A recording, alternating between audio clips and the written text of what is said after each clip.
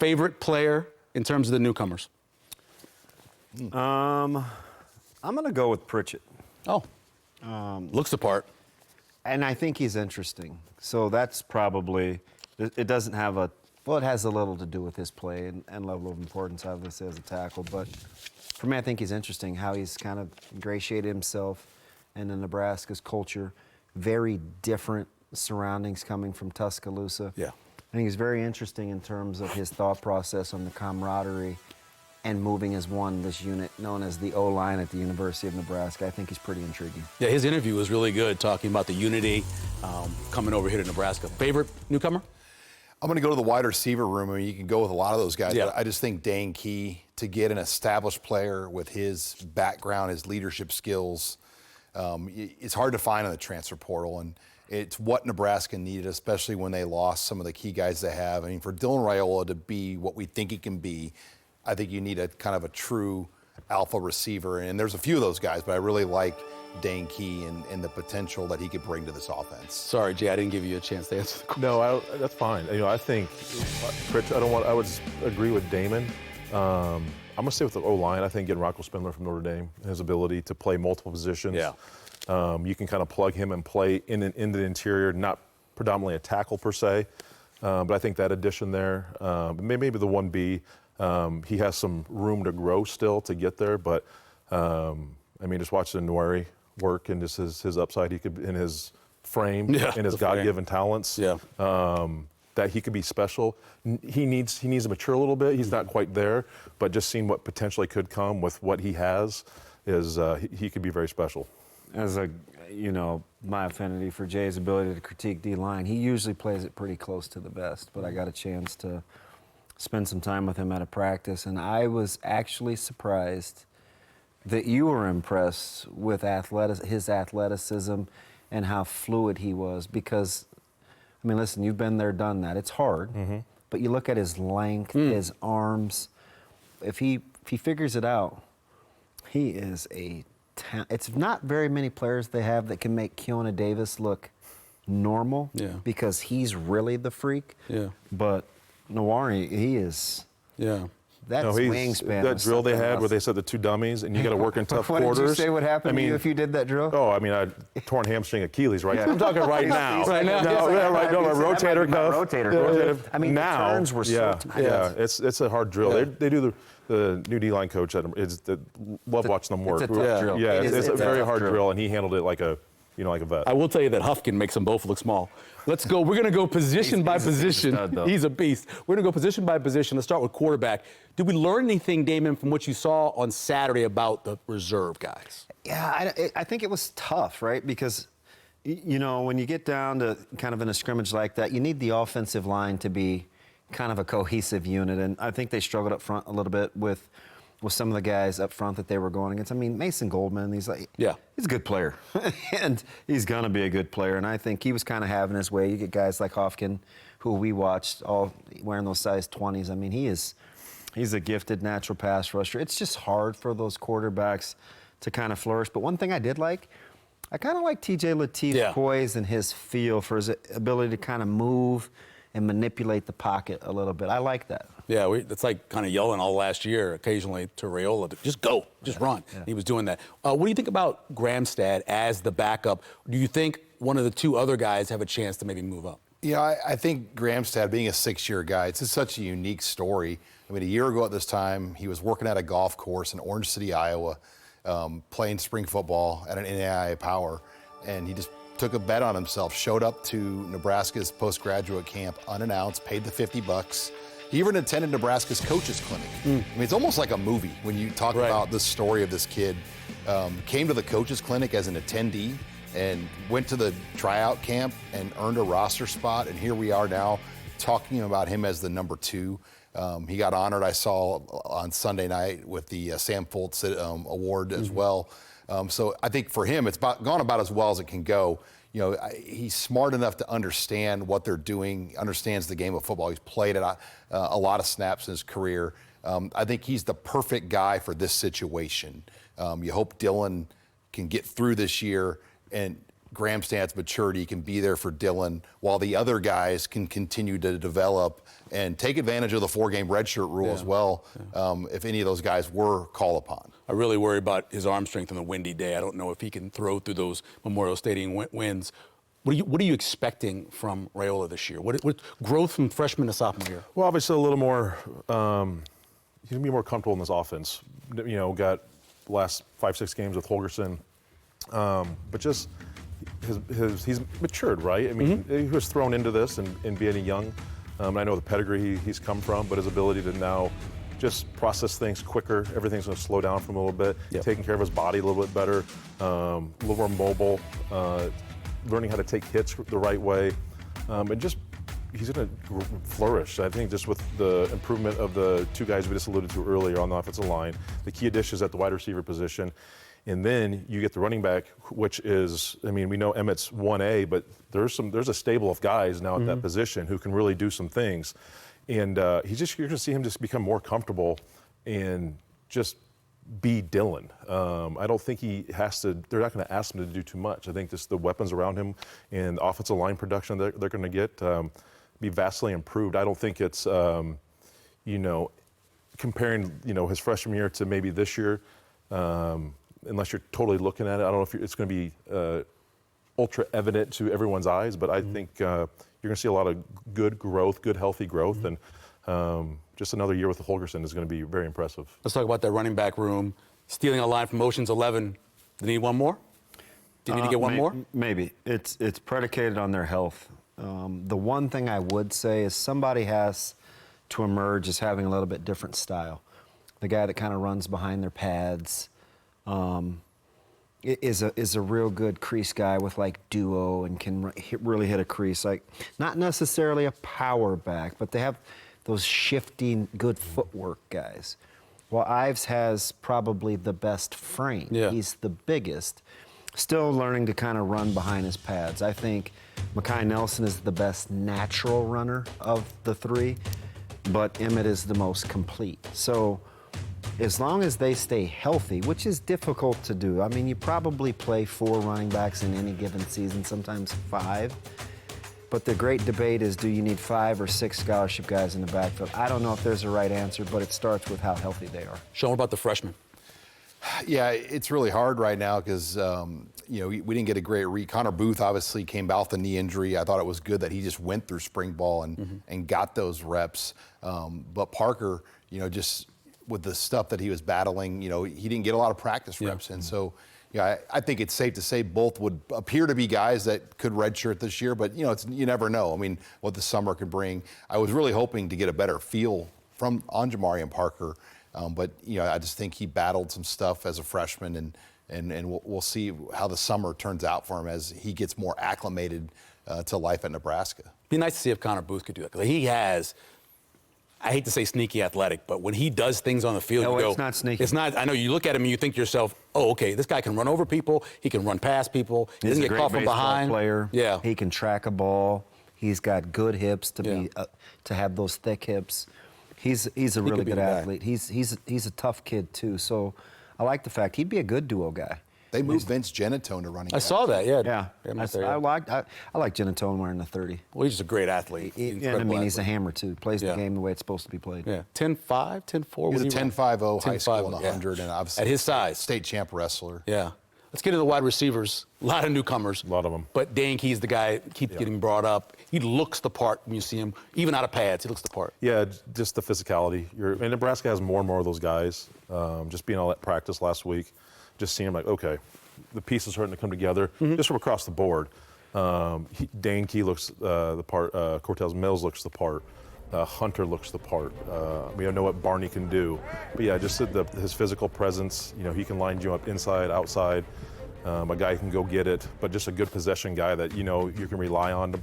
And Dylan's used to having some bigger framed, wide catch radius guys from the receivers last year between Nair and Banks. He's another one of these trusty guys you're going to throw it to, and you can go up and get it. DB, is it Key, Mills, Barney, Bonner, Hunter, and Mosey? Are those your 6? Yeah, I would say those are the 6, not in that order. I Yeah. think the guy that kind of gets overlooked that does a lot of everything is Bonner. Pretty complete. Yep. Steady. Of the pups, I would probably, I probably like Mills just slightly ahead of Mosey because Mills has been a little healthier, but both pretty talented. I like the fact that they both get to where they're going. Different players. You know, Mills is, he's a tough traffic guy. And Mosey's grown quite a bit since last winter. He's physically, he looks much more prepared, but I like Hunter more than most. I get it. Key gets a lot of the burn, as he should. He's a good player. But I like Hunter's toughness. He is competitive, and as you saw the other day, He's going to let him know about it, too. he's not afraid to give it to you. He is not. He will let you know about it. The offense finally has some guys that will clap back a little bit when the defense is trying to bully him, and Hunter leads the way. What about those other guys? And Quinn Clark is a guy that we talk about a little bit. Who else do you see outside of those 6, Sean? I mean, you'll get some freshmen that Jeremiah Jones when he arrives. When he gets here, yeah. Jackson Carpenter battled injury all spring, but Jeremiah Jones is the one that's not here that really intrigues me just based on #1 player in Kentucky. But yeah, Quinn Clark, he played on Saturday in the scrimmage, which, I want to say was telling, but the guys that sat out were the 6 Damon mentioned, and a guy like Clark got a lot of opportunity. But you see the potential, you see the upside of what Quinn Clark can be, and he's a 2 to 3 year investment. And I do think if he buys into like what the plan is for him, he is going to be a good player. Talk about one of the hardest positions in football, and now go to tight end, where you're expected to do so many different things. Is Luke Lindenmeyer for you the guy that you're most interested in, or who is it? Yeah, I think so. I mean, he is. I think just you saw him evolve. Yep. Obviously, we knew about Thomas Fidone and his ability and his athleticism, but I think you see him and just does nothing ultra flashy, but he's a guy you can trust on. He can block in line. He can catch it. The tight end delays that they use Lindenmeyer on. Love those plays. That little wrinkle that Holgerson ran. Yeah. Obviously Harbor getting thrown in the mix. I know Carter was hurt this spring, didn't get a chance to evolve. But yeah, Lindenmeyer is your guy that you can trust on. He's your key guy that you know what you're going to get with him. Harbor still's got to evolve. I think the athleticism's there, and he'll be utilized. But this is his first full year of playing a tight end, and then Carter, the athleticism there is vastly there. Again, got to stay healthy. The young, it's got to mature a little bit more. But Lindenmeyer's he's your staple guy. You're going to get with him, and I think that's what you need. Old, reliable at that spot. For Harburg, in that first year full-time tight end, what's the biggest adjustments he's going to make? End line blocking. It's dark in there. You have to be able to use your hands. He has to understand good pad level, and you have to be willing. Right? I think that's the part that will come the quickest to him because he is so competitive. But when I say dark, it's quick collisions. It's the ability to use your hands, really good hand placement. But tight ends is the one room I don't really worry about. They're well coached, and you take a look at their production in terms of development. There aren't a lot of other position groups on this football team that can say everybody's gotten better, right? And you're going to get Mark Way back healthy. You're going to get Carter Nelson back healthy.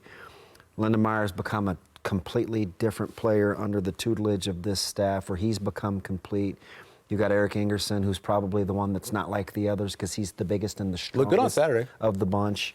So I don't have any problems with the development in the tight end room, but for Harburg in particular, the inline stuff, I think, and how they utilize him. Can he be a good duo guy? Will they slip him out in the backfield? Because he's not one of those guys, in my opinion, you're thinking, 30 catches for, 6 a catch. I think you're thinking matchups, chunk plays. If this guy is a 20, 25 catch guy for 350 yards, I think you take that with Harburg and his evolution. Good. Carter Nelson, obviously you've been watching him since he was in high school and he's a great athlete. Where do you see him in terms of fitting in? I think what we don't know is how he'll return. And, it was a good sign to see him sprinting out of the tunnel and, kind of bouncing around, even though he's out of commission right now. But what does the Carter Nelson look like when he gets into the summer drills? How does he come back off that hip surgery that he went under? And, I know the thought is he'll be full go this summer, but you just never know how a guy is going to come back from that. He's never experienced a major injury in his life before, but we know he can be an X factor if he's healthy. And, he played in the bowl game. I mean, he just kind of had to battle through that pain, and then they had the surgery after the bowl game was over. Yeah. I think one of the adjustments for those guys, and I would throw Harburg into this bunch and Carter Nelson as a young tight end, it's one of those positions where you have to be able to function at a high level when you may not be as used to being open, right? There's a lot more contested catches. There's not as much separation. And so you have to really get accustomed to not operating in space. Yeah. Let's talk some offensive line and we got into a little bit with two of the newcomers, but in terms of that right tackle spot, you hear so many names thrown around, right? Lutovsky's one I get thrown around a lot too. Do we have a feel at all who might line up at that right tackle spot? I mean, he performed well being thrown in there last year. He's really, really good. You'd like to see some of those guys who were hurt last year being able to, Corcoran and Teddy, but you don't know. I mean, can you rely on them, the guys that deal with injuries? But I think, tell you what, with Lutovsky being able to be thrown in there, and then Gunnar Katula obviously as another option, those guys, weren't day one starters last year, but because of injuries, were thrown in there. And I thought they performed well. So I love the competition. The fact that the depth at this position is, I think, where it needs to be. But the competition is there. I mean, you got to be fighting. You can't slip up at all. Otherwise, you'll be knocked down a peg. So I love that aspect of it. But I feel comfortable with with Lutovsky and Katula with stepping into that right tackle position. I have full trust in them, no doubt. And you got Prohaska, you got Kanak. If you can keep Lutovsky inside and go with Lutovsky, Justin Evans, and Spindler, you're gonna move some people. I mean, those guys can get a hat on a hat and move some guys. But I think keep an eye maybe on Kanak. He's kind of flying under the radar coming off an injury, but he's got really good size. He's got experience. He's got good toughness. Justin Evans, obviously, it seems like listening to everybody, he's kind of taking control a little bit, leadership role. Yeah, I think that was one of the more positive developments since the bowl game, just to see him emerge and take ownership of that center position, because as you know, that's such a big part of the offensive line. And I think the development path for Evans has been perfect to go now into his fourth year. He's kind of gradually gotten to this point. They didn't throw him out there too quickly, and I think he's gotten better and better each year.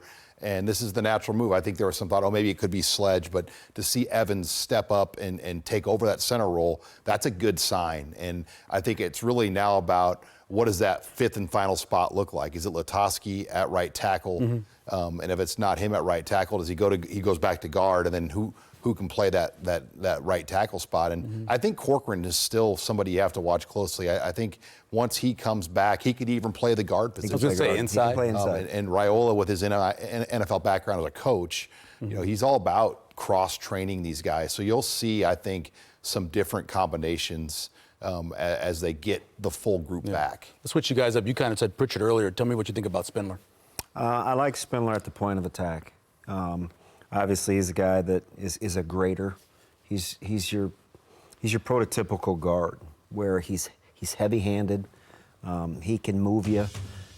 Now, we'll see what happens with situational pass protection and things like that. But for those interior guys, that's always going to kind of be a thing. It takes a special guy to be able to be really adept at both, and they're usually playing on Sundays. But for Spindler, I do like the fact that he can move bodies. And I think Nebraska really wants to establish toughness in running the football, because so much of what they want to do in the passing game is predicated off of run action. And if you can run the ball and run it inside, the sky's the limit for what you can do offensively. Yeah, you take Pritchard. Yeah. I mean, looking ahead, what I like about Spindler and Pritchard, I love the fact you get guys that have come from very successful programs. The competitiveness, you know what it takes to win. And these guys are ultra talented, but I love that aspect of it. There's something to be said for, playing at Notre Dame, playing at Alabama. They've played in college football playoff games, played in national championship games, competed at a high level. So there's something to be said. But you look at him, it's just, you roll him off, one of the first guys off the bus. That's a Sunday guy. Nebraska, it's been, I know Juergens was the most recent, NFL draft pick, as a offensive lineman, but you're looking at him right now. It's like there's your stays healthy. Yeah. There's your next guy. Yeah. And it's been too few and far in between with Nebraska, getting to those guys that are called names on Sunday. Yeah. Real quick though, this is in. Apparently, Donovan Raiola is a pretty good coach. I mean, maybe could be, maybe not. We don't know. I mean, still. The tight end position, the offensive line position are the two positions where you feel comfortable saying, guys get better. Yeah. The longer they're around those guys. No doubt.